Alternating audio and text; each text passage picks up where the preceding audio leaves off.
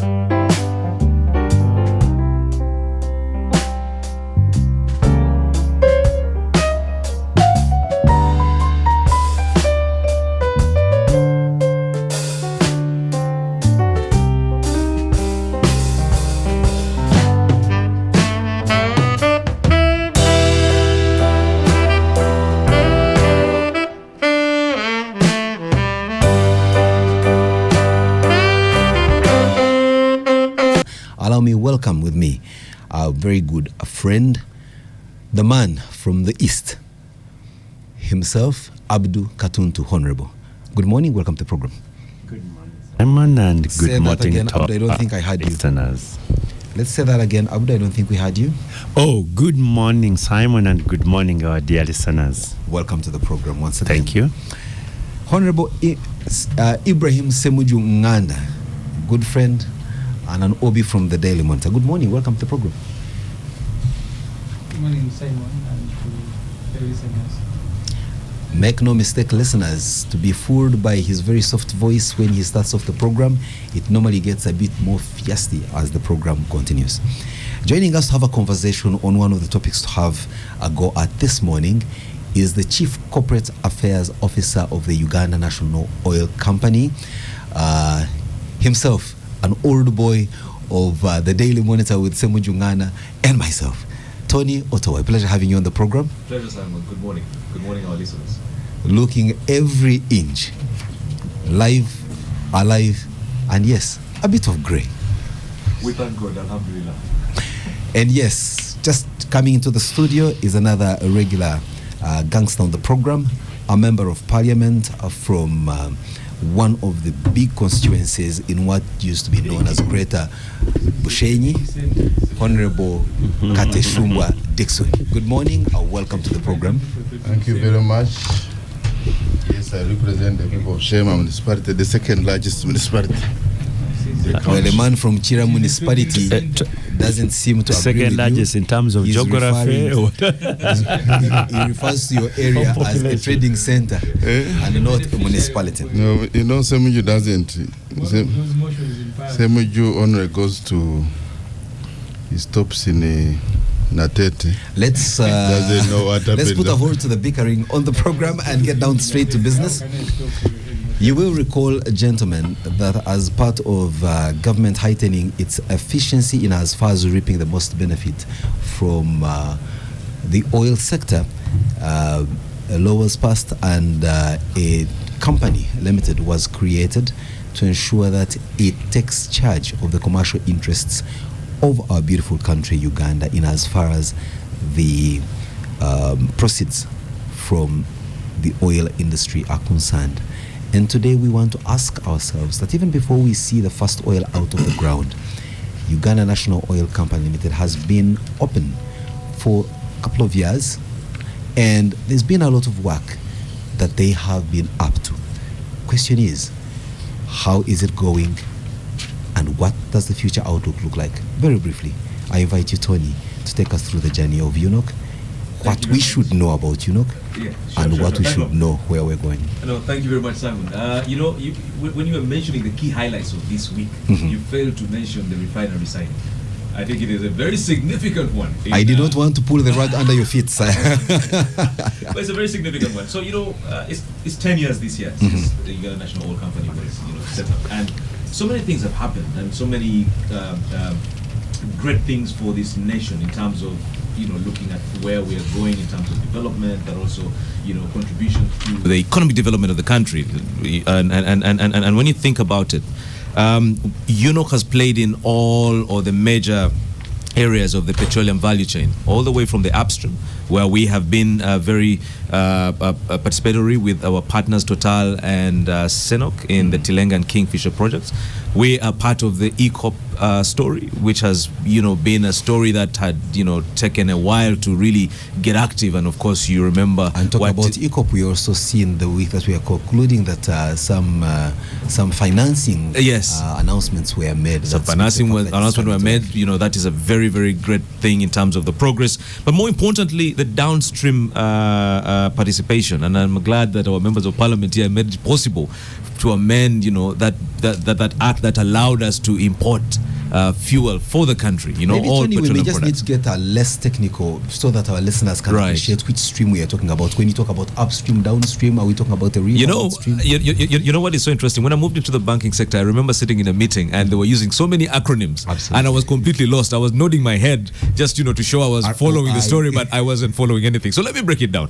Upstream. Upstream is what you see in terms of the drilling that's happening, or the exploration that's happening, and all of that. Now, when you talk about midstream, we're talking about the pipeline conversations. We're talking about the refinery. That's it. And then when we talk about downstream, we're talking about that end product. The petrol stations. And getting that stuff into you. The host of the show and one of the guests are both journalists. But you are speaking to yourself. The ordinary man wants to hear when he will be sailing the first drop and get the money. So the stream, and the interjection is coming in from another journalist. Absolutely. And we would have declared conflict of interest, which I try to for our listeners to have an understanding of the context in which we speak. Yes. That the three of us, Tony, Ibrahim, and myself, worked in the same newsroom at the same time around about the year 2002 into 2000 and somewhere. Yes. So now you can understand. You are really making us look very, very old, but we are not actually that very, very old. So yeah, and I like what Samuju has asked. The ordinary Ugandan wants to know when is first oil coming, and we are very positioned and working towards next year. And when it does next year, Tony, does that translate into a reduced pump price? When I go to a pump station, do I get it cheaper now that we're an oil-producing country? Hopefully, because you see, it's what? Hopefully, Simon, and I'll tell you why. And I like the way you're looking at my words and being very. So hopefully, and this is why, because we'll be producing it in country. You know, with the refinery on board in the next few years, hopefully by 2030, that means that we will be refining our own petroleum products. We'll be refining our own, fuel. So you won't have to go through the crazy costs that it would entail. For instance, if you're importing it from other countries. Right now, what we're doing is we're importing it from the Middle East, from Europe, and what that means is that there are costs incurred. And of course, Tony, not so long ago, yes, we were paying a high pump price because there were middlemen involved, from the person we import from up down to the guy at the pump station. And UNOC came in and took a position in between there to say, we are cutting out the middlemen who, for the most part, have been taking the bulk of what we pay as a pump price. Right. We have not seen, or maybe you can correct us, a significant reduction in the pump price now that our own national oil company took this position. And that's why we are even skeptical when we see our Minister of Finance Simon, I just want to say that they're withdrawing some tax off the liter of gas. Simon, I want to disagree with you. And I guess you probably haven't fueled your car recently, or you use a company card and you're enjoying the benefits of that. But I'll tell you clearly, if you recall, about this time last year, we were almost hitting 6,000 shillings when it comes to a litre of petrol, for instance. Today, if you went around town, most petrol stations are selling it below 5,000 shillings. In fact, if you went to some of the stations, which I won't mention on air, you'll find it at about 4,700, 4,800, which is a remarkable reduction. If you look at our partners or the other East African states and you compare the prices, or you do a comparison, we are actually doing well. Without a doubt. And remember that these countries, when it comes in Uganda than it is in Kenya. Sorry? I know for a fact. Yes, a liter of it is. gasoline is cheaper in Uganda and than you it can is in Kenya. And look at these facts. We import our petrol or diesel or whatever through Kenya. So this is for me a positive thing. And again, we would love to take it back to 3,500. We would love that. But the truth is, inflation is happening. Inflation has happened. These are some of the facts. The dollar will never go back to 2,000. Can I say, colleagues, inflation will happen. And I can also say, colleagues, the dollar will never go back to 2,600 in our time with Semuju when we were working at Monitor. So things have changed. But ultimately, what we're trying to do is to really make sure that the Ugandans benefit from this opportunity and they benefit from it in the best way possible. And that's what we're here for.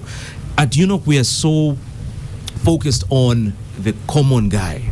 The whole idea of enocampaniam, we have to do things right for you. We're going into the LPG conversations where we are now going into supporting families and households to use liquefied petroleum gas. How so?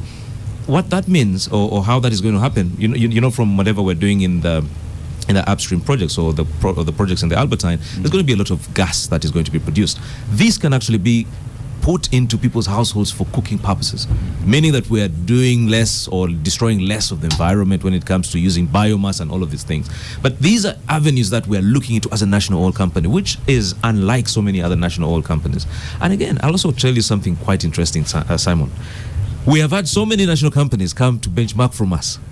Wow. As a national oil company. So we're doing something right. And I think it is just, in Uganda, they say, we are still walking the walk. And hopefully, when we see Fast Oil and we start doing crazy things, the bulk trading becoming a bigger business for the country, or rather for the company, we will, or Ugandans will actually get more benefit from the oil company. Cynics listening to us this morning, and of course, Tony, you will agree that you and I, for the most part of people listening to us, will say these two guys are known to speak and wax lyrical of great things to come from these company limiteds. I mean, they've had me over there speak about an electricity generation company limited.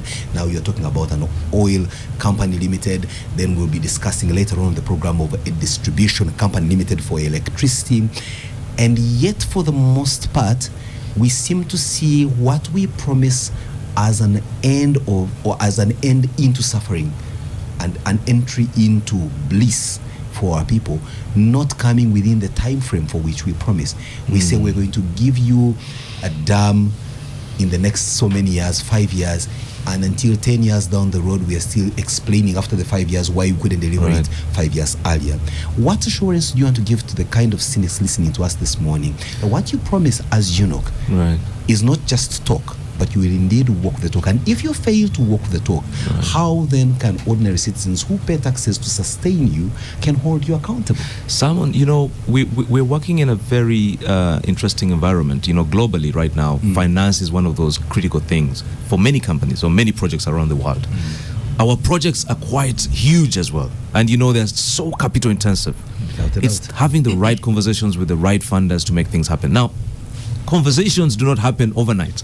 Some of them take time. Some of them take, it's kind of like when you are courting a woman. You don't get her on the first day. You take some time. You take her out and you're speaking so passionately, like you've had so much experience. No, but the truth is, it takes time. No, when you're courting a man. Supposing I say yes now. You go to meet a woman. That's Honorable Lydia Wanyoto Mteni, who has also just joined us on the program, and she takes no prisoners. Tony, I protect These you. days we court men. What is he talking about? I protect Good Tony. morning to our listeners and viewers. My friend, you have sat near me, so get other examples. Otherwise, you're in trouble. I thought you would say otherwise I will quote you. Otherwise, I will quote you. Leave the gang when you are quoted already. It will not take long. Simon, this gang is full of gangsters. I need to be protected. This I will take no responsibility of what happens to your domestic side, Tony. But proceed, sir. Yeah, so a lot of these projects, need a lot of support from different aspects. The financial aspect, the technical aspect, and so on and so forth. So those conversations don't happen overnight, and because of that, you find that we have to take a while to get into the decision making. You remember the final investment decision that happened in 2022. Absolutely. But you can recall that we discovered commercial deposits in 2006. We began the exploration and appraisal phase, and it took quite some time to get to the final investment decision, which happened in 2022. All that notwithstanding, Tony, and we agree that you don't just wave a magic wand and boom, something happens. Maybe just for the sake of our fragile hearts, all this that you're talking about, next week I turn close to 50. Will this happen in my lifetime, Tony? It will, and Simon. Don't forget, I have another 50 years to live. It will, Simon. And I want to really reassure you that, number one, we're going to have fast oil by next year. Number two, we're going to have a refinery in the next few years. By 2030, you'll have a Ugandan refinery producing petroleum products for our country. But more importantly as well is what goes around the refinery. You're talking about the petrochemical industry. You're talking about all of these things that can actually rejuvenate our different industries and sectors, crude oil, absolutely, in the country. But more importantly, it's the job creation, it's the contribution to the economy of the country, and more importantly, an opportunity for Ugandans. And I think that's what we are really striving for. It would be very disappointing if this was actually not a Ugandan story. If we never had a national oil company like in some countries where, a lot of this happens and bypasses them. You know what is quite interesting? In other words, what you're saying, Tony, because we heard from the time the country went up with glee to say we've discovered commercial deposits of oil, and everyone was running down here saying it's a curse. We've seen countries I will not mention where they have huge deposits, perhaps where ours pales in comparison, but the development on the ground, the Muntu that you talked about as UNOC's flagship concern, remain to wallow in poverty. The assurance that Simon, before I can even reassure you, Nigeria has been producing oil for quite some time. Do you know when they enacted their local content policy or law? Tell me. 2010. You can imagine that after years, several decades. 2010. Ghana discovered commercial deposits of oil at the same time as Uganda. They rushed into commercialization. Today, they're working backwards. The beautiful story about Uganda is that, number one, we decided to set laws, policies, and my elder here, Mr. Abdul Katuntu, was actually one of the pivotal people in that process, setting laws, policies to guide the sector, setting up the National Oil Company, setting up the Petroleum Authority of Uganda, which is actually the ombudsman, and making sure that we're doing things the right way. That is, again, about, kind of making sure or mitigating any risk that we have seen in the other countries. People talk about, the oil cost. In Uganda, it's probably a different story because, number one, we have local participation at a great level. We have a great contribution of the revenues of the foreign companies into our economy. I mean, there's so much to talk about that is great in our Ugandan story, even before the first drop. So you can imagine if we're doing things right before the first drop, what it will be when we're having the drop coming in or the oil coming in. Good thing with our era today, right now, You keep Tony, receipts. we keep receipts. You see, I can't locate any single story you wrote for the Daily Monitor circa 2002 because then we never kept receipts. Right. Today we keep receipts, and Tony, we'll hold you to your word in the years to come. Thank you. I'll move it to the table around the table for the gangsters to weigh in on exactly what you have said, on whether they feel hopeful or, like many cynics, feel hopeless. And if they do, why so? Why don't they believe you here? And if they have any questions, they put them right to you. And I'll start in this order. Honorable Abdul Katuntu, you have been mentioned as one of those that were pivotal in leading the legislative and regulatory journey that created some of these companies like UNOC, Petroleum Authority of Uganda, to ensure that as we get into the commercial harnessing of our oil deposits, we have a regulatory base upon which we are acting and we don't get things on trial and error basis. You may wish to weigh in on what Tony said in 2 minutes. I really don't know what you want to aim. I can only say that it has been a long journey. At the point when I got involved, or together with 2 other colleagues, we kick-started this public debate about the oil and gas sector. The Ministry of Energy at that time was conducting the oil business in a very secretive manner. And we thought this was a very critical public resource and we needed more transparency. And that process led to new legislation to govern what is calling up, midstream, and the downstream, which I can put it differently. You see, we are talking about exploration, we're talking about development, and we're talking about production of oil. I think that can to go from the... And more exciting, according to Tony, is the selling of which. Well, that is now at the tail end of it. The legislation that governed the oil sector at that time was a 1985 law, brought to Parliament then by Max Chaudhry, because it was then Minister of Lands and Natural Resources, which seemed to be obsolete. So we had that very famous debate, hot debate in Parliament. For those of you who follow the politics of oil, must remember, and we ended up doing the legislation and creating these institutions, including, when you are asking our colleague here and you're saying UNOC, I don't know whether even people know what UNOC is. We thought at that time we needed to separate the regulatory framework. We therefore created an authority. But since oil was going to be run as a business, or on business terms, we created the trading arm of government. And that is what we call the Uganda National Oil Company.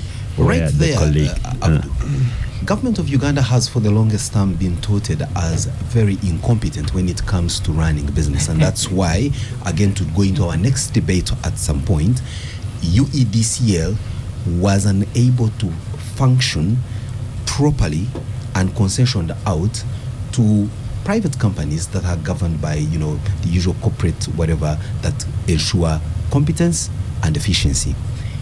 In you thinking that a national oil company can come in and create the efficiencies and be competent enough to look at the commercial aspect of our oil, how much faith were you running on at that time? And, well, right now, as we speak, let's make an assessment of 10 years down the road. Are you satisfied that what you created is actually doing that for which you created it? Oh yes. I'm really satisfied. Though it will be too early to judge UNOC. We need to start the reproduction, and of course we have expanded their mandate by law, giving them the monopoly of importing oils, and we see what they are doing there. There are some benefits, and it seems to be a very smart team up there. many of these guys. Yeah, and I, as of now, Toy smiling ear to ear. He has You've been adequately done flattered. his stakeholder engagement. yeah. They seem to be what they're doing, and look at how they were mostly recruited. Many of them are very, very young professionals who are in different departments That's of government, which were running or functioning properly. Others were with the Katesh in Uganda Revenue Authority. Others were in the mainstream government in the Ministry of Energy and so on. And they had participated in the like exploration. from the private Then sector. others were brought in from the private sector. And at that time, there was a deliberate effort by the president to train people in oil and gas sector, and we really have a lot of human resource in terms of specialized training as engineers, as lawyers, as economists, and so on. And So, communications people in never terms forget of that. human resource, they cannot say they are lacking. They are there. In terms of being paid properly, they are certainly being paid properly. But there's also a strategic change. There are sectors where NRM has had this try and error politics and policies. At one time, they say, no, government has nothing to do with the business. So they private got sector, everything through to the private sector. And later on, they realized there are sectors which it was a big mistake to have them run. And they are now coming back. As far as the oil and the gas. You're preempting our next debate. But quickly, Semuju, 1 minute. And the rest 1 minute before going for a break. 1 minute. Strictly, and he knows why, because there's more juice that we are keeping him for. I don't know. You see, we've set ourselves deadlines before, and we were told the delay was because we must have our own refinery and then the pipeline. The funding had become a problem. We are now told it is resolved. So what we are interested in is the selling of oil and getting it. Because you see, we've contracted a huge debt as a country.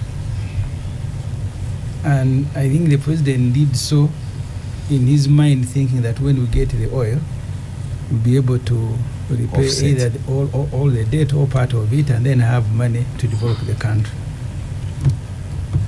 My fear, which I think is the fear of the rest of Ugandans, is when these investors begin presenting their invoices of how much investment they have done.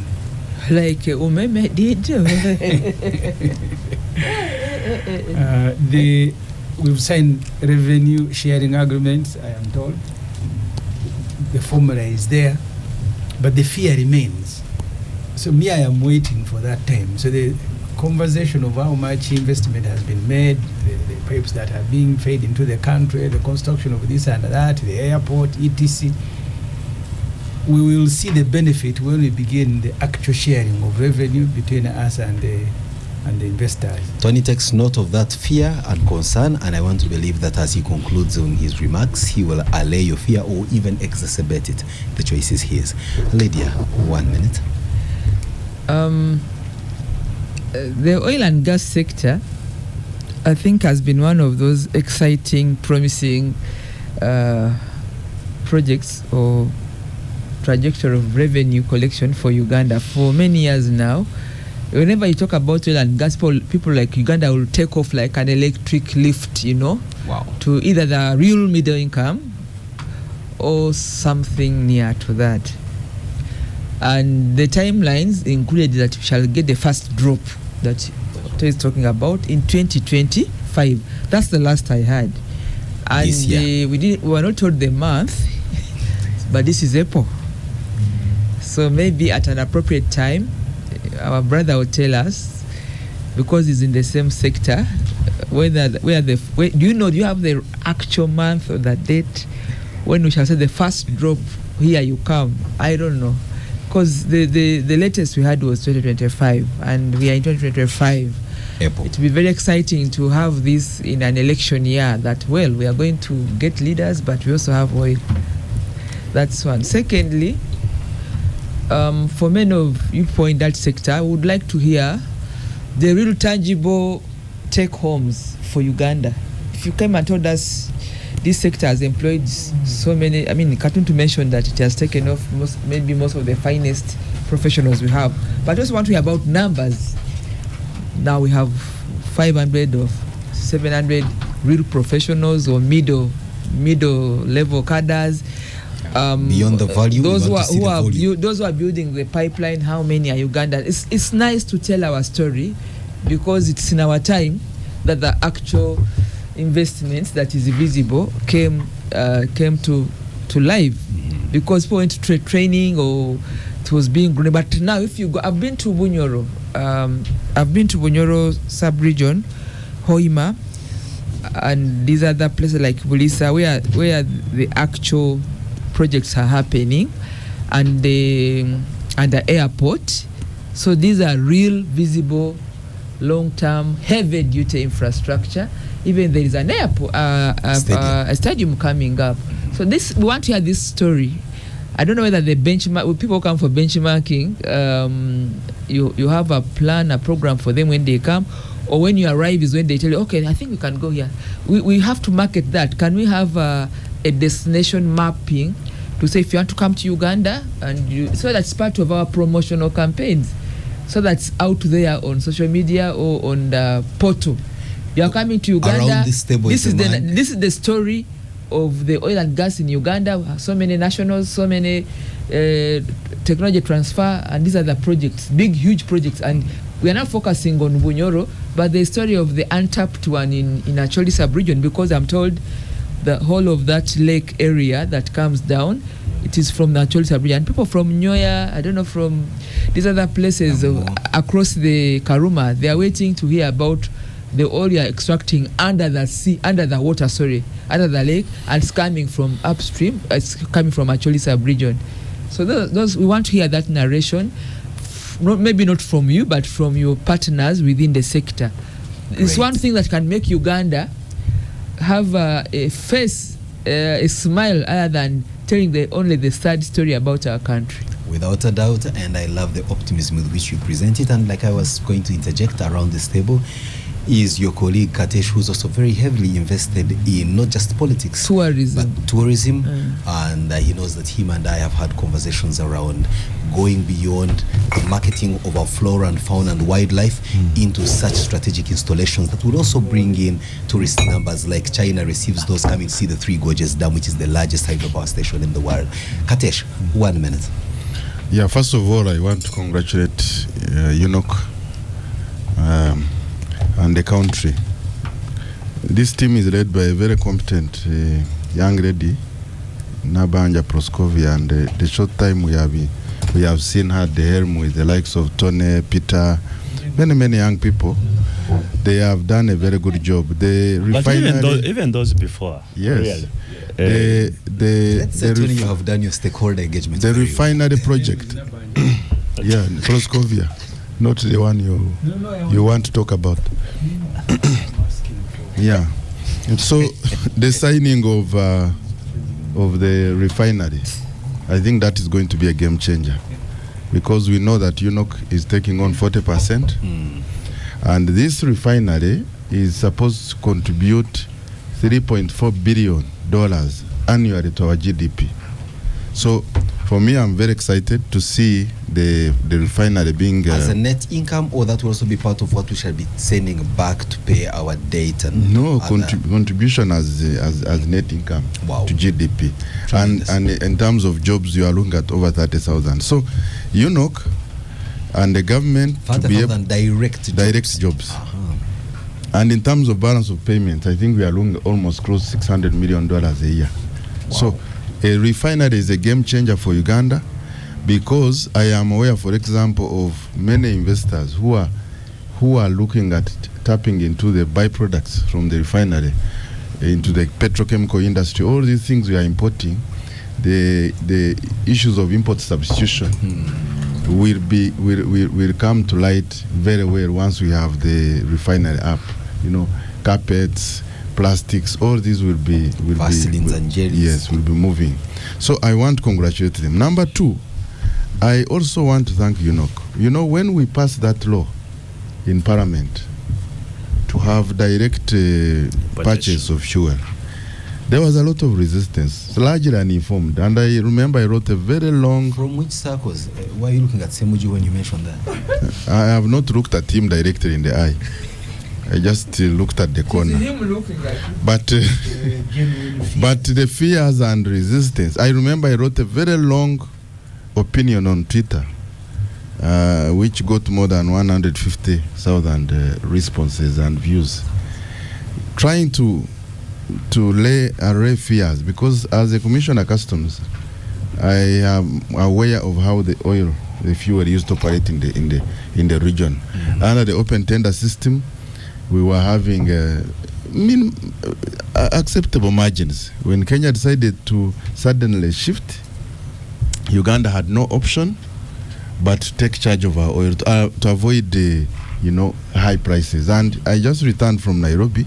It is true, the pump prices in Nairobi are more than 100 shillings, Kenya shillings, expensive than Uganda. 3,000. Yes. So when reason? Have you found out the reason? Yes, I can tell you the reason. Because that's quite important. Because the no. The reason is we have UNOC. No. Directly purchasing. Some of the problems in Kenya. No. When we took charge, the premiums at which we are buying the fuel are much less than what the Kenyan government signed, the so-called G2G. At least I'm aware of that information. Yes. Number two, I think now they have imported almost 2 billion, close to 2 billion liters. So the fear of Ugandans that when government takes over, prices will go up, I think has been neutralized, and we can say we can trust UNOC. In terms of efficiency, we've not lacked fuel, and that was the message I had, in my opinion.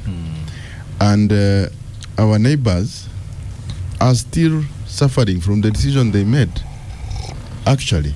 And I really want to thank government, because government took a very bold step amidst a lot of resistance, that we must take charge.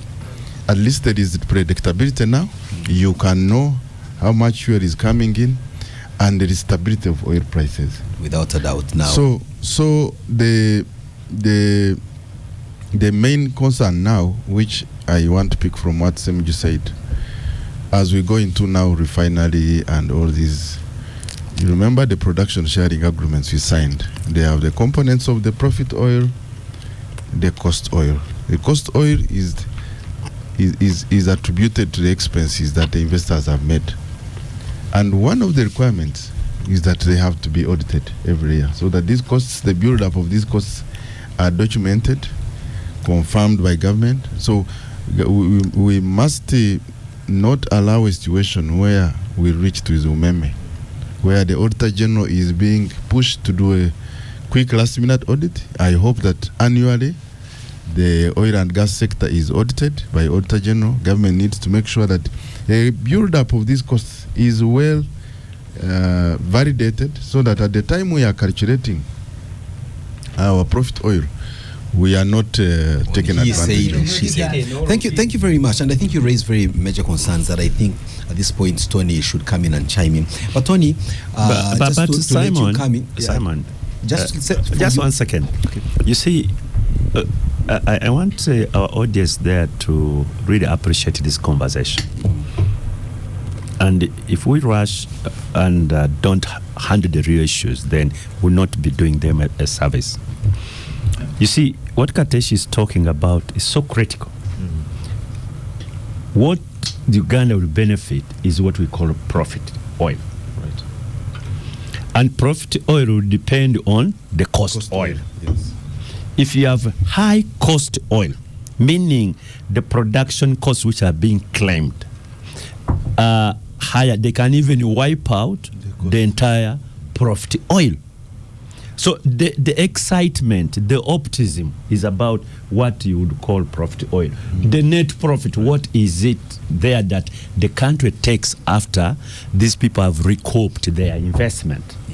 And if we don't handle the cost of production, which is cost oil, properly, let me tell you, we'll be back here. And Africa as a continent has had this, maybe third world countries that have produced oil have had what we call the oil curse, and it all stems from the cost oil. Tremendous. Now, Simon, the other thing I wanted to raise here, because we are national radio. I remember when the oil prices, when we were starting that debate of takeover and what, Ugandans were pushing government to come in with subsidy, etc. And I was one of those who supported government not to go into subsidizing oil, because it has been a disaster in the neighboring country, where government decided you subsidize oil and they failed to pay oil companies, and oil companies started keeping oil. So sometimes we need to give a benefit of doubt to government. In Kenya, it was even worse. It's because they subsidized and they could not because pay. They were coming to an election year. Yes. And eventually they took on more than you can chew. The big loans they have to get, because they are suffering up today. For you to subsidize, you must get revenue from another stream to be able to subsidize. And yet from there is where we expect but you're also telling half the story. The shadow minister here. At that time, there was a problem of supply. So the prices went up almost abnormally. So they subsidized. That said, Semuju and fellow gangsters.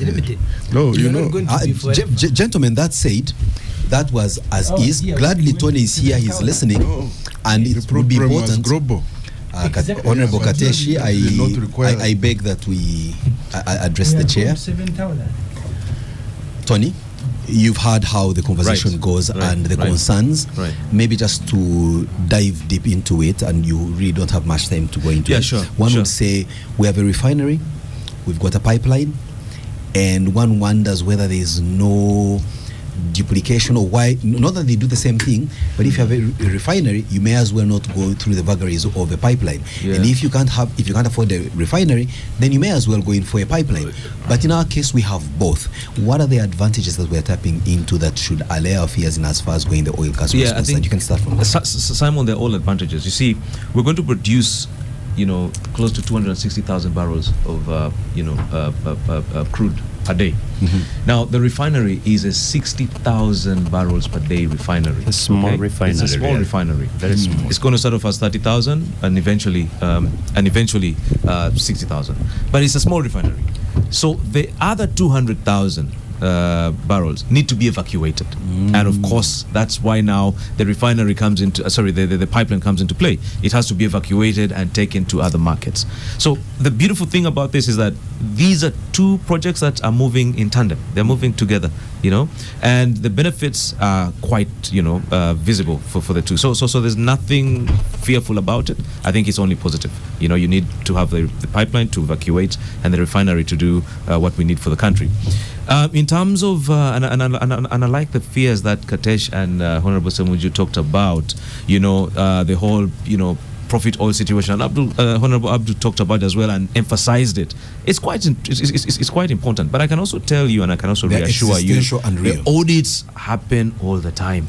That's the beautiful thing.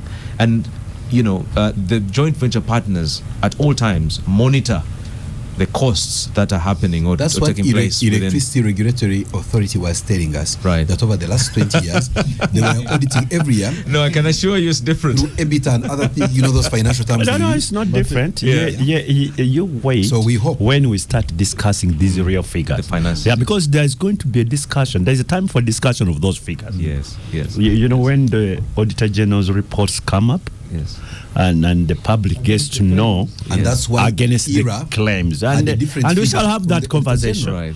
What you are saying, well and good, is sweet music, but I hope it remains sweet music. Absolutely. But the sweetness will be in the actual lyrics, Simon. But also for him to know, you see, oil and gas is laced with a lot of incentives. Yes.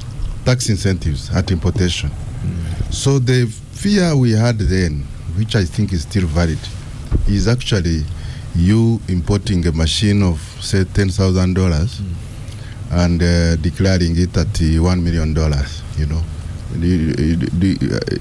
or doing like some friends of us were doing, where you have to buy a transformer as a customer. So on your own money, and they put it on their books. So it is a collaborative effort. I just hope that your sector, together with revenue and auditor general, are on top of these audits, because if I know I'm not going to pay tax and I'm bringing in equipment, you might as well. I can inflate their that cost. is absolutely valid. I'm going to give you commissioner for and as a commissioner, of course, it comes with a bit of experience, right? I mean, with a lot of experience, rather.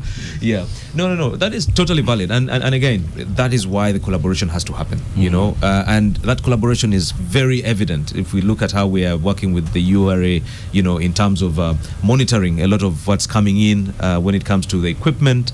All of these things are happening. Maybe what we could do, or what we could say, is that collaboration being very transparent or transparent. But it is transparent. Yeah. There's going to be a debate, really. Let me give you an example. The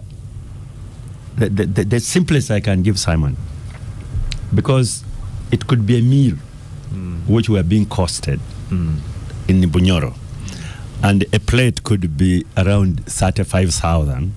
And you'd have to justify that. Why a meal of an individual person is 35,000 a day in Bunyoro, and yet it could be less, or the same could be like the meal in Kampala.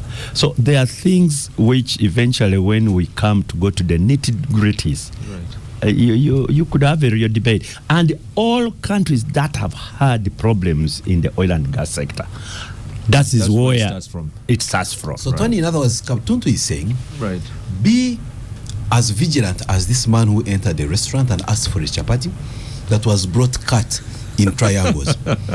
And when he saw it, he decided to reassemble it into a circle. To make sure it is a circle. circle. And behold, he found certain 2 triangles were missing. It had been sold the whole chapati. So we are vigilant, and I can promise you that we are actually adding a lot of vigilance. And the beautiful thing about this as well is the kind of manpower and the people that we are bringing on board as well. We are growing as a company and bringing in the right skill sets as well to support on this. So hopefully we will have a great story to tell. One final one, you know, there's one thing saying you are astute, you are competent, and no one doubts that, Tony. I mean, your leadership is applauded all through. No one questions your competences.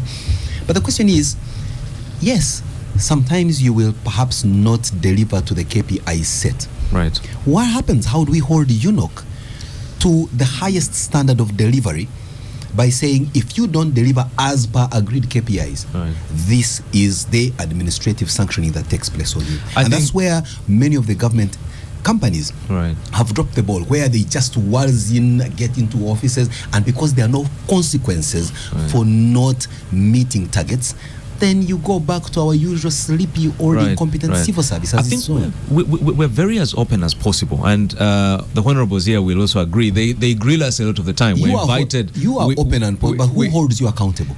These guys? The people through Parliament. So we are always in COSASE, we're always with PAC and all the other committees, natural resources committee as well, environment and natural resources. And these are committees that question us or ask us about what we set out to do versus what we have done. And it's quite interesting because whenever we go asking for more support when it comes to funding, some of these questions, or a lot of these questions, actually pop up. So we're accountable to the people through the representatives in Parliament, and I think for me that is a very key aspect, a very key area for us to, be accountable to the people of Uganda, because that company, or this company rather, is a company for the people of Uganda, not for anyone else, but the people of Uganda. Wow. Couldn't have said it more succinctly. And now, coming in from that conversation, let's slightly delve into another topic for today. Not that we are saying, Tony, drop the mic, stay on here. And I must also admit that I know quite something about the next topic because I have worked in the electricity sector before. But let's go back to this country in the early 2000s, coming in from 1990s, where the total coverage of electricity distribution was something less than 5%, and then we had one hydropower station whose generation capacity was still a fraction of its installed generation capacity. We had dilapidated systems, however small the coverage was. And then it was very clear that Uganda Electricity Board was, as a government agency, unable to transact business in the way it should. It lacked efficiency. For the most part, it also did not have the requisite human resource because of the flight of some of our top brains that left this country because of wars and other forms of instability. But most importantly, the government did not have enough money to capitalize the electricity sector to have it running full cycle from generation, transmission into distribution. Hence, Parliament and all the other government functionaries agreed unanimously that we disband UEB, Uganda Electricity Board, into 3 companies limited. The Generation Company Limited, where I was privileged to work for several years, the Transmission Company Limited, and the Distribution Company Limited. But even after doing that, these company limiteds realized and agreed with the government that they do not have the financial muscle and other efficiencies to operate in the spaces where they were given. Generation concessioned out the facility at Nalubari Hydropower Station to a South African firm, ESCOM. UEDCL concession to what eventually got to be known as UMEME, which was a joint venture between, guess who? ESCOM and CDC Globic, which, interestingly, for those companies that came in as money bags, were told that we're bringing the private sector to capitalize these industries because the government was inefficient, was broke.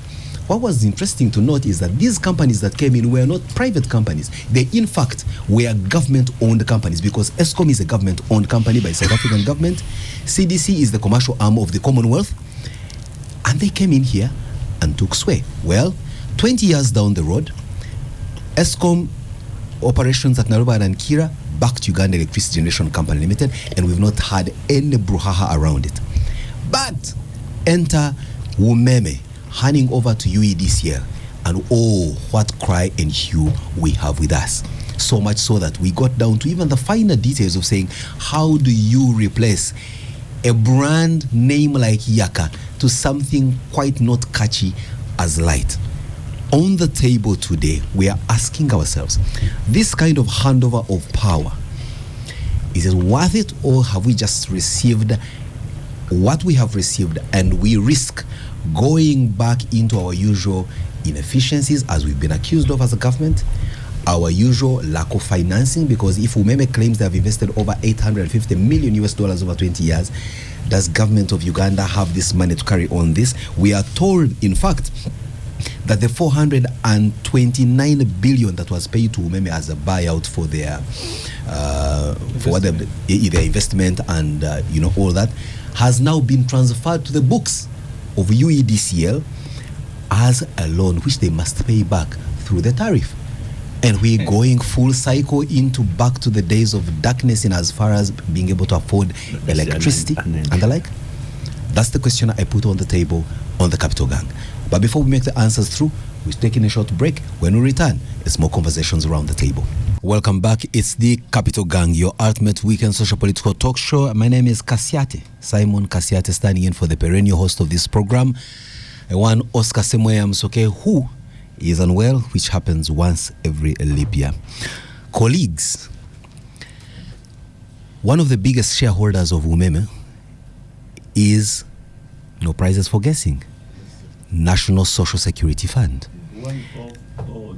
The biggest shareholder. So as UMEME exits and government pays UMEME's shareholders, the biggest beneficiary is a government body called National Social Security Fund.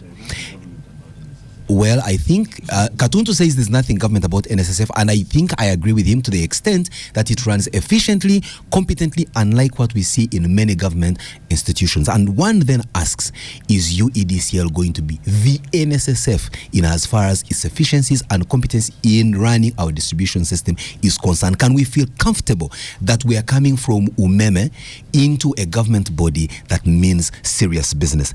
Now, Tony, as you exit the studio, having spent your 1 hour speaking about UNOC, do you want to take the risk and walk down that slippery slope of comparing whether UEDCL is going to perform as efficiently as UNOC does, or do you want to be excused so that you let the gangsters do their gangsters? He's not authorized Simon, to speak about that. Simon, I'm not a gangster on this topic. I will let the other gangsters take over. I think I'm more oily. I think let me stick to the oily part than shocky. Thank you. It's been a pleasure having you on the program, Tony. Thank you very much, Simon. I appreciate it. Thank you for having me. And now we can accept. Thank you very much, gangsters. It's a pleasure seeing my brother Semuju. We were in this. I keep telling people I was his boss. When I was Secretary General of the Parliamentary Press Association.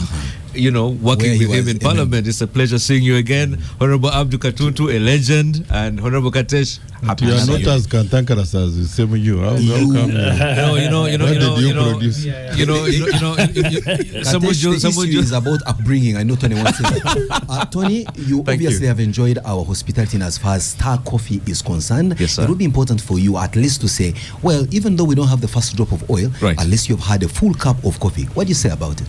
I have actually also smelt it. It's amazing, and I hope that our coffee story is a great story. So when I was asking you to come back home and smell the coffee, this is exactly what I meant. Indeed. And by the way, one of the people who pushed me to come back from my hustle days in the UK, not hustle days, come back home, self-imposed exile, was Simon Kasiate. He always said, come back home and smell the coffee. Thank you so much, my brother. A pleasure. Thank you. Let's now get down to the conversation as introduced.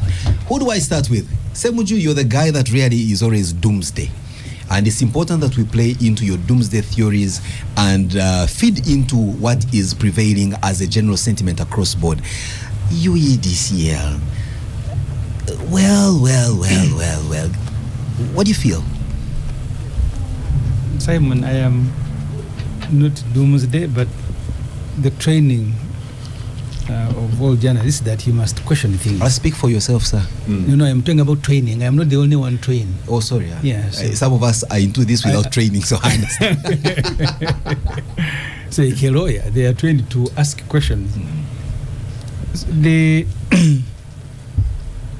Let's go back to where the debate started. The privatization and government declaring that they can't do business. You've given the story, no money, no this. There are people who objected to privatization of utilities. They said you can't privatize national water, you cannot privatize electricity. These ordinarily should not be companies that are making money.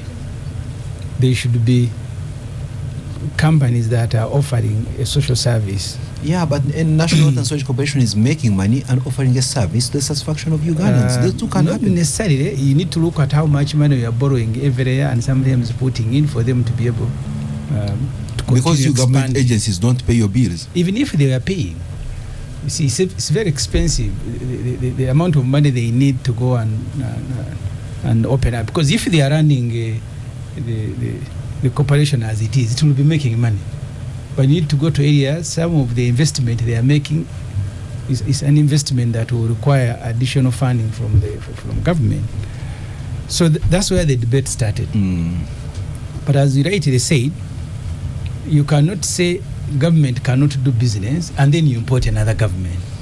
So we need to ask ourselves whether that was a lie. Because they say governments, the indiscipline in Uganda is what made them import other governments that are not as that are disciplined. Yeah, fairly. Also ESCOM.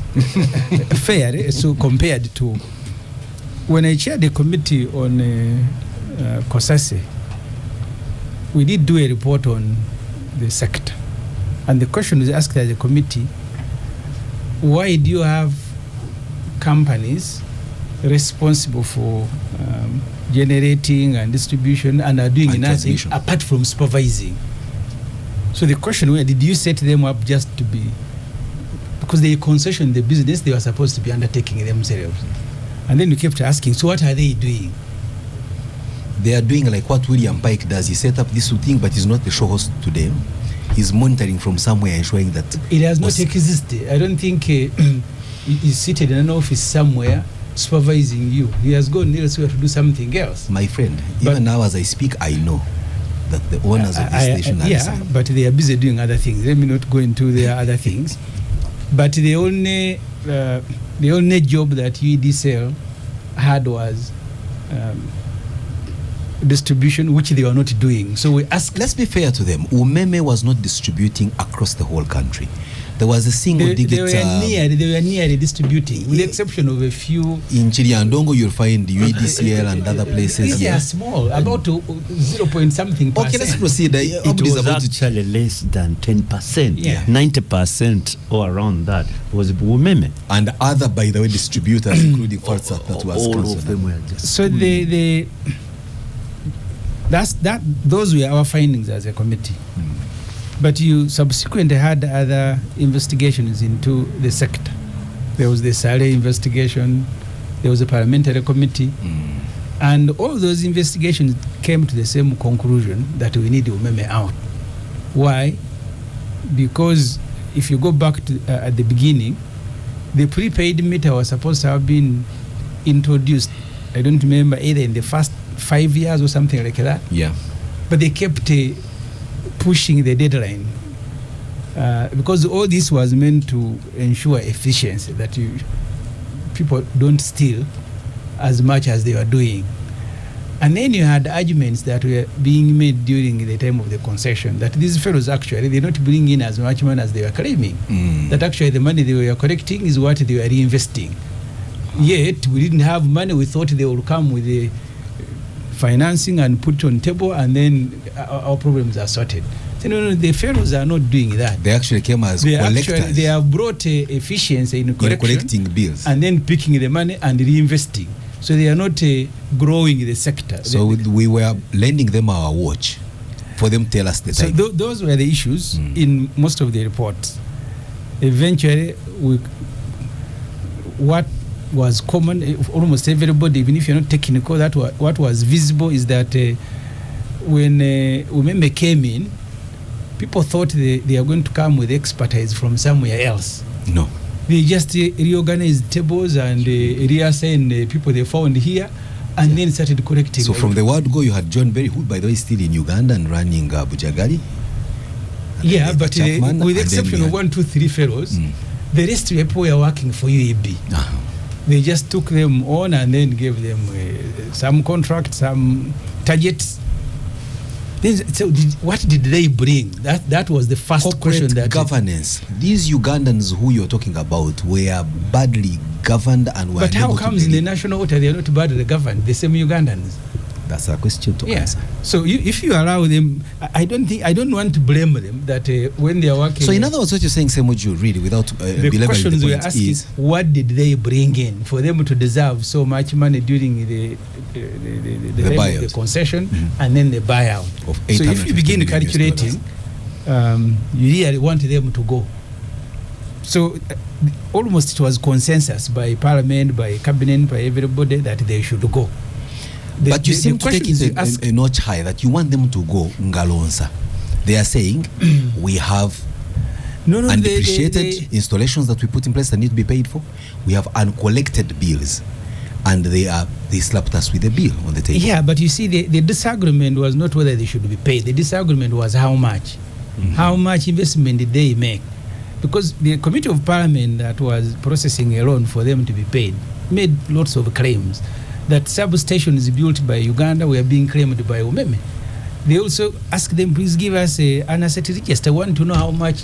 Including my 3-phase installation for my Akaduka bread that I bought at my own cost, that I want to believe is on their books as an expense. And that, by the way, So that's the disagreement. Nobody in Parliament, and I've had nobody saying don't pay these fellows.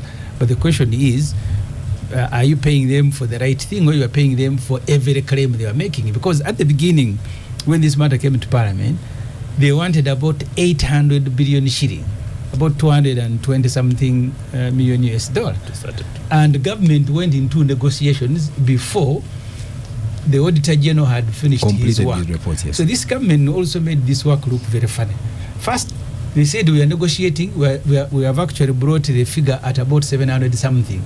That was an estimated figure from the Electricity Regulatory Authority, which the agreement said annually gives them licensing and also looks into their books. The agreement said that they will be audited by a government auditor. That was in the concession. But before the auditor had done his work, government was negotiating, tabling loan requests to Parliament. And that exactly is what brings us to the question we're asking. All right, we are getting UMEME out because of their funny business model where they are taking our watch and telling us the time. But you as government are too shabby to want to assume this kind of, what are the safeguards? I have said, and let me repeat, I have gone to the, is it the one at Ministry of Internal Affairs, the department that issues passport. Immigration. The passport immigration and citizens. The passport control where they put soldiers. I'm not saying Yes. soldiers are the best, but you can see a remarkable difference. Or have you gone to renew your driving license? Exactly. So when you allow people to work and get the right people and give them targets, They will work. I have every reason to believe that Ugandans are not stupid people, that they will perform under a Muzungu from South Africa and under Kateshi they will fail. How comes URA is able to collect money to continue running the country? They may not collect all the money, but they are efficient in a way. So these Ugandans, once you allow the particular Laxity. individuals you have assigned, give them targets. Because what is going to change at UMEME, maybe the board is gone away, maybe some Muzungu is gone away, just 1, 2, 3 people, and things cannot change. The trouble with the government is that they don't want to pay themselves. Even National Water is struggling with the government ministries and departments. One time when they were appearing before Kosasa, I told them, you go and disconnect Murago. That's the language they will hear. He said, oh, the whole country. I said, if Parliament has given Murago money to pay water bills and they don't pay, please go and disconnect them. With the electricity, Uganda Airlines, we need to run away from that culture. But the other day, I saw that Moze had gone with one of the aircrafts to Rwanda, and passengers were stranded in South Africa. So if we go back to the old habits of a minister traveling to London and he says Uganda Airlines should wait for me, I am conducting a cabinet subcommittee, and you're going to take that discipline into electricity distribution, it will be a problem, and I hope it will not. I'll turn to Katesh. Honorable Katesh, do you get the sense that a government company limited as UEDCL is going to have the corporate governance nuance to answer to our earlier fears of the absence of efficiency? But most importantly, how about the financing of the operations? They're going to be coming to Parliament with a begging bowl as usual for you to appropriate money for them through the consolidated fund, which has its life cycle and all. Yet, for a transformer in Idudi, where Katuntu is running a maize mill, when it blows, it does not have to wait for a government process of a loose minute, then this, then the other, and the money that takes weeks. How are we going to be able to do business that requires instant solutions and proper corporate governance when Simon, we are going to go through government as processes? Katesh comes in, that's why at one time I was proposing that New Vision takes over UBC, because that's the very... Have you looked at their financial statements in the last 5 years consecutively as New Vision? The world over No, particularly, where do you know which country do you know where a national newspaper comes second in terms of readership and distributorship to a private... But you know what has happened to them? So please, give examples that can... National Water was still good. At the time I made that suggestion, and New Vision much respect New Vision was not run now by State House as it is today. I don't know about that. You can pretend, but you know. Simon, you see, to put this in context, is that if you look at the Auditor General's report, 2023-24, our generation capacity is about 2,005 megawatts. Peak demand is around 1,025 megawatts. So technically, we say we have surplus electricity, but 57% of the population are not connected, have no access. Now, there is no doubt that as a country we have come of age. And even those who have access may not be able to afford it. Yes. At the time when UMEME came in 2005, there was a dilapidated network that was being run by UEB. At that time, it was established that the sector was losing 4 kilowatt per hour out of the 10 kilowatt per hour being produced. And of course, the energy losses, I think, were estimated to be over 50%. So there is no doubt that in the period of concession, UMEME, of course, has invested in the sector. They revamped the network at a very high cost, I should say, because Honorable Abdu here knows, and he's talked about it when we were discussing it in Parliament. The agreement could have been done a little bit, better, because the concession, we are paying a return on investment of 20%. Very much like Ujagari, which is around 18-19%. In my opinion, of course, it's a rip-off. But like I've mentioned, we've come of age, because when you look at where we have come from as the energy sector, I remember as a young officer in customs when we had power blackouts and the government had to bring in the batteries by Agreco. Every week we were refunding almost 4 billion shillings to Agreco to just keep up to stabilize power. And when the generation improved, Agreco packed their bags and went back to South Africa. And South Africa, where we picked these companies, the Agrecos and what, did not strategically take the same approach Uganda did of generating more power.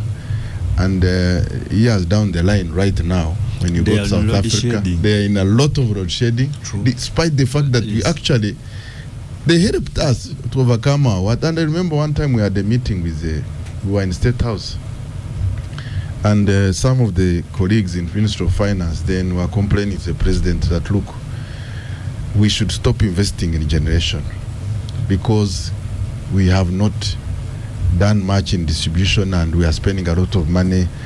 And the president looked at us and he says, I think you should, I'd rather have a problem of too much generated power than having less, because years down the line, our industries grew to over 8,000 factories. And I remember one of the steel factories alone needed more than 100 megawatts. So having power as a very key factor in production has helped us to promote investment. So UMEME did their part. We should not say that they did not invest. In 2005, when they took over, there was about 6,000 transformers. By the time, I think, when I looked at the Auditor General's report, 2022, we were talking of almost 14,000. 294,000 connected customers versus over to 2.6. So, UMEME did their part. The issue is, at what cost? Could we have avoided it? Could we have done better? Could we have done better? I believe yes, because all these concessions, we've looked at them, Bujagari, this one, they were poorly handled. And let's look at the transmission component that remained in the hands of government, that never concessioned out. Yes. One can comfortably say that they have done an incredible job. Yeah, so now the transition comes. They have taken over 94% of the UMEME staff. But also we have seen, when UMEME came, their CEO, I think along the way they transitioned, and we have had the Ugandan CEO Celestine at the helm over the years. So you can say in terms of capacity building, maybe we are more sufficiently covered now in terms of capacity than then. So the question now also is... just to debunk something that Semoju keeps harping about, the staff at UMEME were former UEB staff. Please, Semoju Nganda. UEB stopped existing over 20 years ago. Someone who was working at UEB, one of them is your former colleague, Honorable Simon Dujanga, as CEO of UEB, cannot be in UMEME today. They have reached the retirement age. If you look at the organogram of UMEME, you don't find someone that is as old as 20 years. So what point are you making? I'm trying to say that the people there, when they came in, they took over the staff that were there. But those have since transitioned into new staff with new capabilities and greater training. So Simon, you wanted Juanga to still be working in that's what you seem to be claiming. So in terms of they never brought any staff. In terms of they just brought 2 managers. In terms of electricity efficiency distribution, the losses have been reduced almost below 20%. So UEDCL is taking over a very mature baby with a lot of expectations from Ugandans. Unfortunately for them, they can't get away with anything now in this era, because every problem now, you see, even the Yaka transition, Ugandans are debating it. The name. So the name. So the people who Not are in anything, but just the name. Yeah, the people Is who are it in Yakao Light? this But you'll be surprised. So- I mean, you are addressed the way you are addressed. Yes. A name is very important, a brand. Yes, Simon. What I'm saying Simon is that not a big thing. in this You era could have now, been called Abdul. So we have had some time now without so many load shedding. It is so you cannot give an excuse that when you have taken over, all of a sudden we start having problems. But most importantly, you have seen government has reduced by 14% the tariffs, and as a result, you are talking of about 250 billion shillings now in the hands of the Ugandans who would have paid. And that could be, if it's a business, you can reinvest in it. Yeah, it's true. So for me, I am happy we are off the 20% return on equity. It's been high, and that could translate into a reduction in tariffs, but also investment. But government should be able to support the sector continuously, so that Why there is so, no gap. Kadesh? Let me ask. Why UMEME was not supported by government, but it went and picked financial support from NSSF and other investors who are still here. They are not leaving. Yes. Why can't we also make the case that UEDCL, rather than go to a perennially broke government like the government of Uganda, also open up and say, can we have NSSF and other big money bags invest into us, so that then they are run as a listed company? Do we see that as a more plausible solution? I think I wouldn't have a problem, because as a matter of fact, I think even these other entities like Uganda Airline, I think they need to be listed, so that you strengthen corporate governance and you reduce the state arm. But for energy in particular, we must not go into a repeat situation where we are chasing a return on investment at the expense of low Service tariffs delivery and distribution of energy. If we are able to sufficiently cover the costs of running the network, and we are able to correct, bills are paid on time, we should avoid, so if we list, it comes with an advantage, but it could also come with expectations of the shareholders of Simon who will buy shares. And I think you Katesh is you're a very interesting character. On one hand, you are against subsidizing fuel to run an economy, and on the other hand, you are preaching government subsidy on a good like electricity. And for some of us, we argue that if you want to use electricity, or you have something to use electricity for, number one, just make sure you can afford it, because that way you will use it responsibly. You'll not be leaving the lights on during the day because there is a government subsidy. There is no contradiction. You look at national housing, national water, and your argument is the same thing I've been talking about, like, for example, with UDB. I don't know why the Minister of Finance is sometimes excited to declare UDB has made profits this year, as opposed to how many investments and economic growth has come.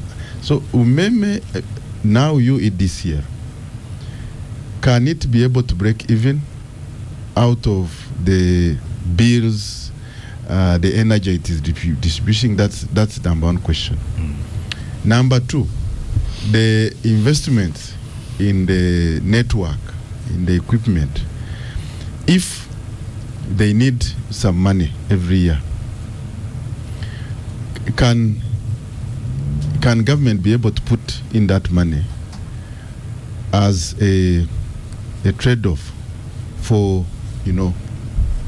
mass coverage that you need to do until a time when actually UEDCL can be able to stand on its own? Government because from where? If just to buy out UMEME we are running to a commercial bank, to build Karuma we have to run to Exim Bank of China, to build roads we've got to run to Japanese, to do this we've got to run. So what is the size?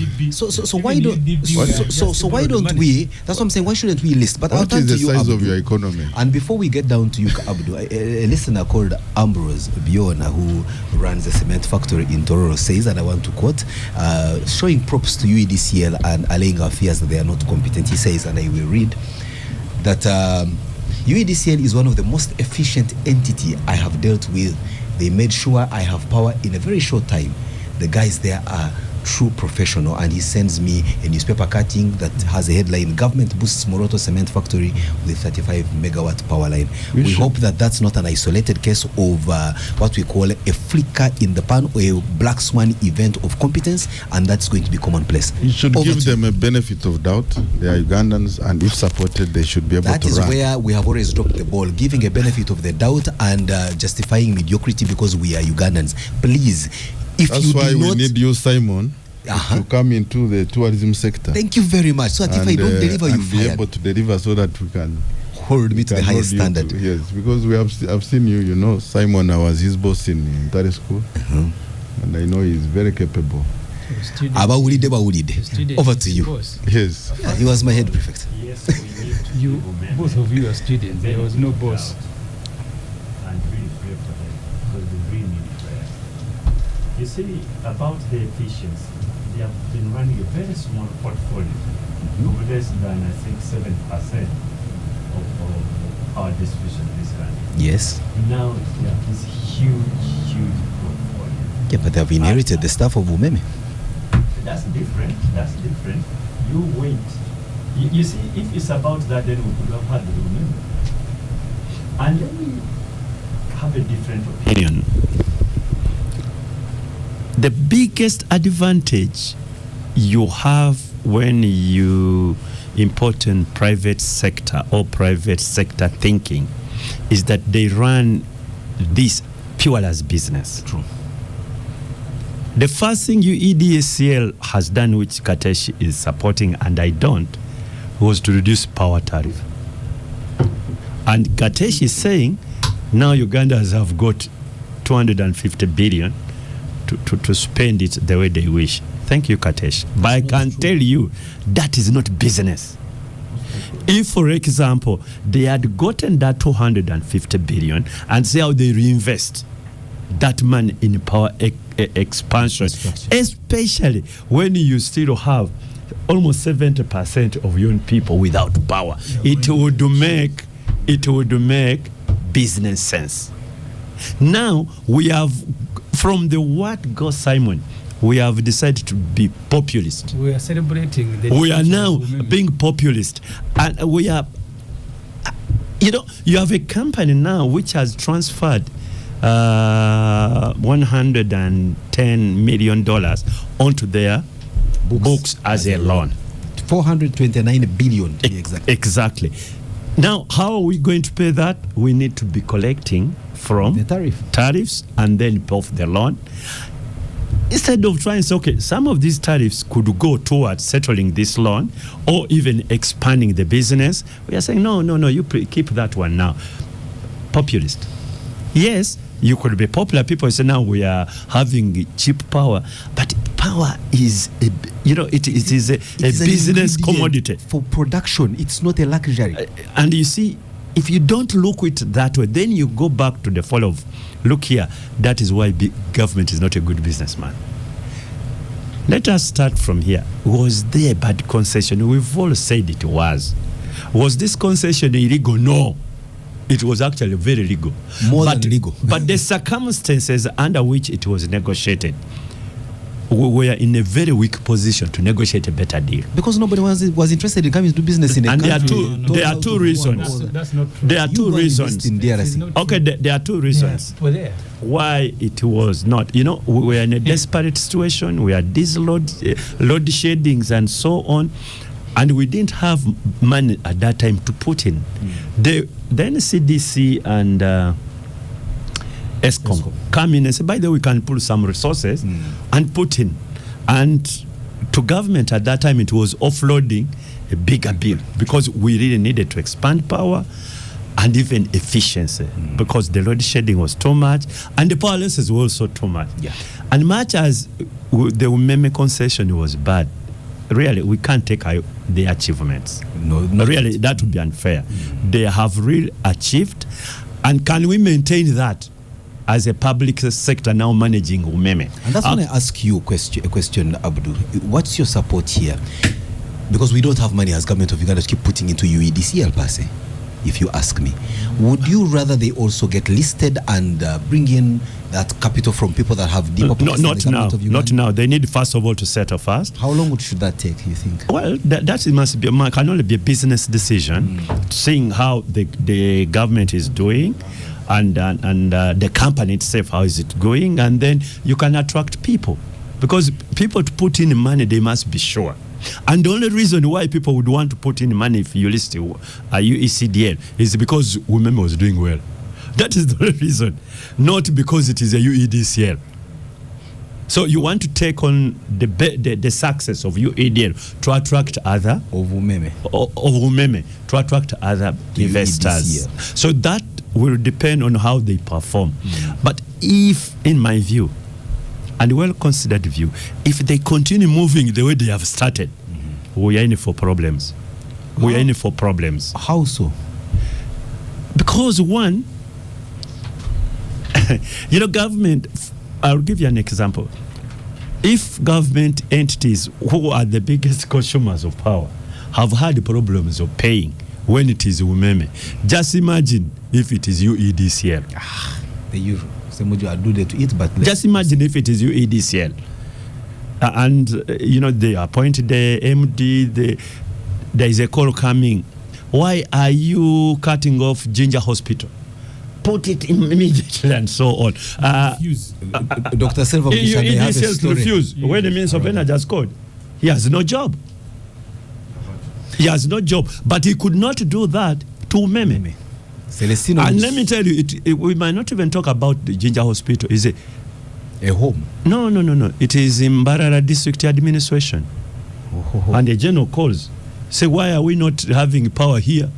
And they put it back. It's exactly. Or it could be Captura something or West Nile something. It's 25 minutes to the top of the hour, Abdu, and I think it's important that we earn some money here and then proceed with our conversation. But just to set the stage going, we may have to transition into another conversation about the stability in our northern neighbor, South Sudan. So let's take a short break. When we return, let's move the conversation in that regard. Stay with us. Welcome back. It's 91.3 Capital FM's Capital Gang. My name is Kasiate, Simon Kasiate, standing in for the perennial host of the program, Oscar Semoya Msoke, who is unwell. We wish him the very best, but we're also comforted by the fact that he only feels unwell once in a leap year.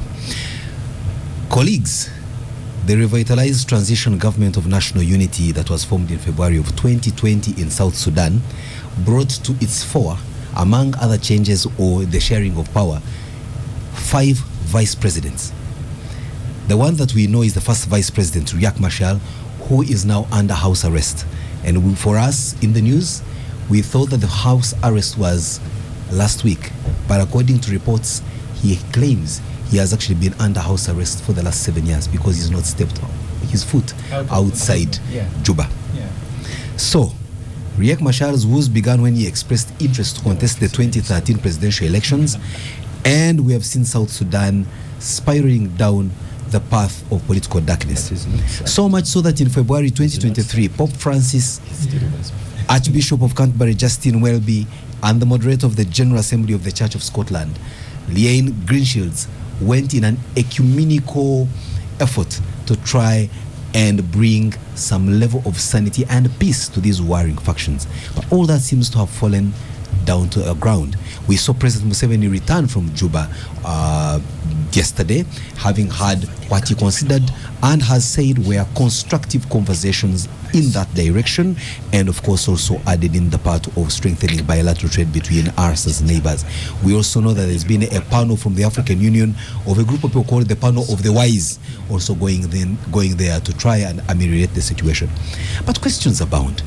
For the youngest nation in the world that South Sudan is, before we used to blame it on Khartoum, as they pronounce it, today there's also not so much going on in Sudan, as it were.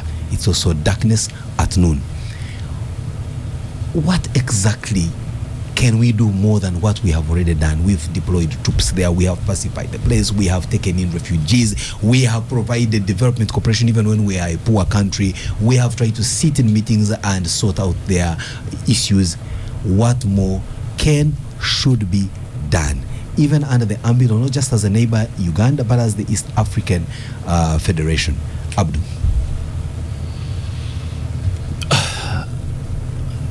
You know, the Honorable Hamson Oboa, then I think the current chief whip. Yeah, he was then a UCMP. He brought a motion to congratulate the government of South Sudan, the country South Sudan, on attaining independence. And I made some contribution during that debate. Bad manners of the neighbors. And it's like I was this person who knows what is going to happen. I used so many pessimistic words, but I also cautioned and advised citizens from South Sudan who had come to attend that session. One, I cautioned them that they are now taking over the reins of power, but they're not going to be the first country to do that, especially on this continent. Many countries have gone through many problems, and they should be a lesson to them. They should not think it's going to be a bed of roses. One, like all post-independent countries in Africa, they had the problem South Sudan is having at the beginning. The problems of tribalism and sectarianism, bigger tribes against smaller tribes. Almost 70% of African countries on attainment of independence, they went through those problems.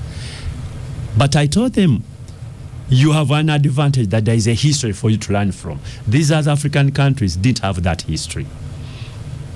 I wish they'd listen.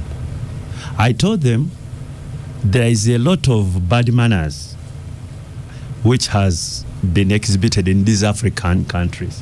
They should not take over those bad manners, including corruption. I wish they'd listen. Because whatever went through these African countries on attainment of independence is exactly what South Sudan is going through. Like there is no history for them to learn from. And the only advantage is that, maybe this one they learned, is that they have managed to stop a coup. They have not gone through the coups. You remember the most frequent African coups soon after independence. Almost all of them were overthrown. All were overthrown. And now, Juba has tried to have those coups, but somehow it has failed. They have been very unfortunate. This one, I really sympathize with them. That the person who led their revolution did not survive to manage it. Probably a coup would have removed him. Maybe not. It could have been maybe better run. Now, you had somebody really who was there for tribal balancing and so on. Actually, was the second tribal chief of the Dinka to take over. Literally not as a person who could have succeeded Garang. Garanga's shoes were too big for Salva Kiir. And the country is paying the price. We are now trying to help them manage their crisis. But there's now an accusation. It's like we are the ones managing trouble. We are trying to help them to manage their crisis, but we are now managing their crisis. But also accused of fomenting. That's why we are now the ones managing the crisis. However, if we don't help, what happens? Already, the number of refugees in Uganda from that country, we have reached our maximum. That's before you look at neighboring Kenya? Yeah, Congo and other places and so on. So if we don't get sort of involved, we certainly have to receive refugees, continue receiving refugees from South Sudan, and we can't manage it anymore.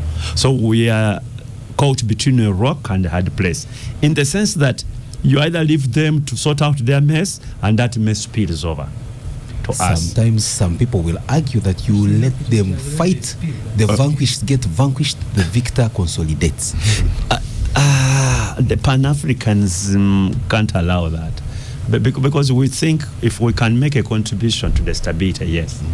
But the situation is not as easy as us going and making a contribution. To resolve the biggest problem of the biggest tribes in South Sudan, the Nua and the Dinka, is not going to be an easy thing to do.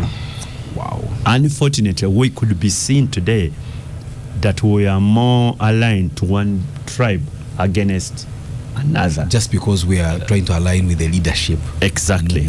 And sometimes even the public statements we make do not help. The public statements we make do not help. The working word is we who. But I'll turn to Semuju. Make your public statement about the situation there, and we see whether it merits the standard of decency.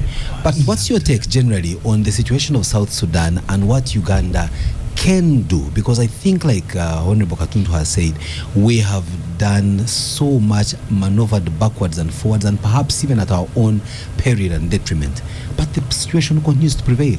Like I said at the beginning, the Pope and the Archbishop of Canterbury do not appear in the same place at the same time for the same issue. But they came to South Sudan. But see where we are. And it's a Christian country. I'm not so sure that it's a Christian country. Your sentiments are fully taken Animism. I have been Those are the public statements we have been talking about that foment situations rather than ameliorate them. I've been to Juba a number of times as a journalist, as a politician. And as a trader. Not yet. I even witnessed the inauguration of South Sudan as a country. We went there as a group of parliament, and there was hope. That day in Juba, people were crying because they had become independent from Khartoum, from Arabs. And I didn't know that it will take that short period for them, because you see the trouble with most of the African countries with the same history, many rebel groups, it has been integration, because you can't run a country where there was more than one military group, and these ones, even when they went into a peace agreement, the first and the revitalized ones, each group was keeping its honorable group somewhere in their tribal area. You also remember that when Garang was about to capture Juba from the Khartoum government, he was moving in cahoots with Riek Machar, and almost at the day Riek Machar disappears with his troops and they have a major setback. So he's known as a man that cannot be trusted when he's needed the most. No, I also don't agree with many of the things they have said about him. I have met both of them. He's a more solid person than this one who urinates on himself. Semuju, please. Let's skip the conversation a bit. The public statement we make. These are the public statements that make problems for you and foment situations. But the urination happened in the public, and it was all over. So it was not in private. I would never have known if it was in private. Why speak about others who did it in privacy? Semuju, I'm talking about you come here and say that I never known the public, but for you claim to have I'm talking about things that have happened. So the integration has failed. The Dinka and Nuer, and for me the solution will start from there. Kenya has managed its own problems because the Kikuyu who were dominating were allying with others, but they also allowing others to do business, to enjoy it together. You remember the 2007 election? Somehow they have managed, partly because these other groups don't keep armies. But if they're also keeping armies, the 2007 election, that country will have split maybe in two. The trouble, you have hit the point on the head. Yes. All subsequent elections, wherever they have been, if the people in the election fray have independent, loyal armies, you will have problems. If you don't have a national army, then you have a challenge. You will have a problem, and for me, that's I think the biggest failure of South Sudan. They should unify and create an armed force that's not aligned on tribal basis. And demobilize. And because of what they have gone through, I don't see any tribe surrendering its own army.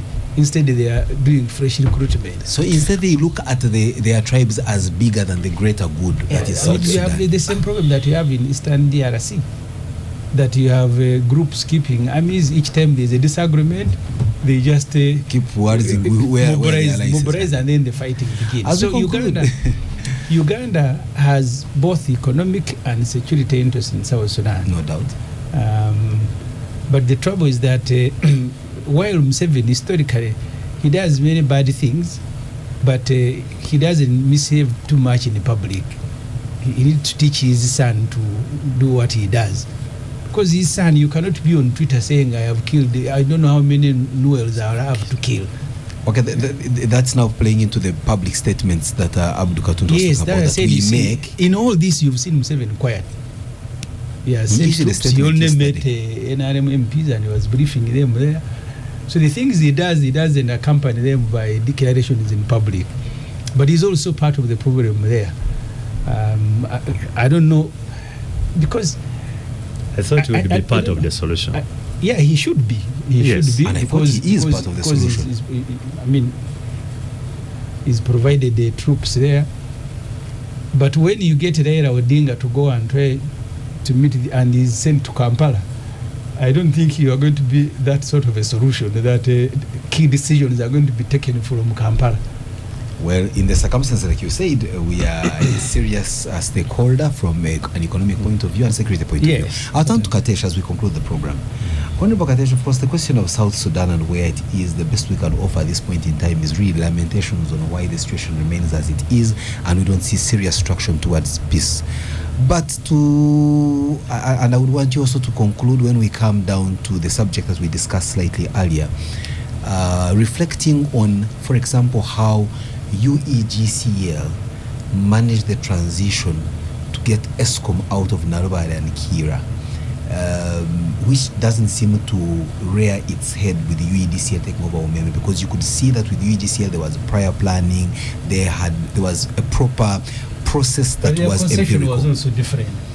Yeah, to the extent, but you see, at the end of the day, it was also a concession, and they could have also woken up at the last spinner to say, get out, as it seems to be. So, when something starts on shaky ground, as we seem to see it with UEDCL, we need some level of confidence, especially from you as legislators, to ensure that you hold the process for us to feel comfortable that we can proceed. First of all, I don't know where to start from, but the subject matter you are on is South Sudan. And all my colleagues have talked about our interests, whether it is commercial, economic, and security. The problem of South Sudan is that when these guys were fighting Omar Bashir, the common factor was the common enemy. And once that was achieved, there is no doubt the politics of identity are at the heart of the problem in South Sudan. And that's not going to be solved easily, because it is very big. Because bigger than Uganda, they should divide it. Because you have seen even actually, in the maybe could be the solution. even in the Arab world, balkanizing. Yes. We've seen what has happened in Syria and all this. The problem is politics of identity. And for Uganda, which exports almost over 500. So you are saying they should become United Sudan Emirates? I mean, UAE, each entity is about 300,000 people. Sharjah, Oman, so you can... Without counting the Kadamas and all that. Fighting. But even if it's not deliberate, as Cash continues, even if it's not deliberate, it might soon come. So there has to be different options on the table to look at that situation, because the politics of identity are deeply ingrained. Even when these guys formed the government, they were actually not working together. They were still having parallel, plans. So for Uganda, which exports over $500 million to Sudan, and with a lot of refugees here, we cannot just lament. But also, just a second, can Katesh conclude his point? You are also talking about refugees here. The last time we visited the Ugandan embassy in Khartoum, they have registered more than 1 million Ugandans in Sudan. The Ugandans who are in Sudan are not there as refugees. Honorable Semuju. No, What's the difference between them and Dinkas? No, they are not refugees. Just have respect for Ugandans. The Ugandans who have gone to South Sudan, they are there to take advantage of opportunities, and that is economic. And many of them from Chira municipality. A lot of them from all the municipalities around Kampala, including Chira. They are part of the remittances we see, because if you are able to go and make money, actually that is why we have to intervene. And for me, I want to thank the president and the UPDF. First of all, the swift response by UPDF to deploy, it mitigated what could have been a big disaster. Number two, just the president visiting South Sudan, the statement, because the tensions are so high, he went there and he spent overnight. It tells you how much of a critical prayer, the president has in terms of the role as in stabilizing the region. So for now, before the solutions, including what my colleagues are talking about, balkanization, etc., the most important thing is to avoid the breakdown of, breakout of violence. You already have a problem in the south, then you have this one, then you have Congo. And when that happens, if South Sudan went to war, then all our problems are over. They already at war. Yeah, they have been at war. They already at war. Yes. Not that they. No, but we. Full scale. Full scale, because our airline still flies there. We still have people there. But if there was a huge outbreak of war, then you have a lot of security problems on our borders. I remember when I was many years back, we had problems of even having staff positioned at the border itself. The borders were inland because of security problems. So now, Uganda cannot be going to lamentations. We are the guarantors of the peace in South Sudan. So the president is right, and I agree with what maybe colleagues are saying. There are many things he does that he does not say. So perhaps out of his diplomatic visit, you could still have some hope that a lot could come. Come. Because how long are you going to fight? How long will these guys fight? And Honorable Kateshi, yes. I am afraid time is not an ally on our side. The producers are looking with the bad eyes. Yes, I am. A kid from where? They are the ones who talk about time is not our best ally, but one is gone recent. Well, where one goes, you know how we produce. But you asked me to talk about transition. Now, and I'm afraid of Museveni, yes, but not of UMEME. I'm afraid time will not allow us to have you are the one who was at the headline. So maybe a wild card, food for thought. One would ask, how about Uganda's electricity distribution moves away from reliance on one sole distributor, and we act like other countries, like maybe Australia, where you have different other distributors, many of whom could even be private, but charged with efficiency and remittance of the money as should be. And we've been having that, but so maybe where is that a question? No, because that's what has been. Well, when they have some of them were very inefficient. Yes, that's what we are saying. Even we are saying maybe to allow for that to take a more substantial percentage of the distribution network, as opposed to the minuscule 5% that they were enjoying. Who knows? It's a wildcard conversation, and you as legislators may wish to look into it. Otherwise, for you, our listeners who have listened to us throughout the program, we thank you. We can't be more grateful. And yes, the Capital Gang always coming to you every Saturday, 10 to midday. And for tonight, it's a wrap. Good day.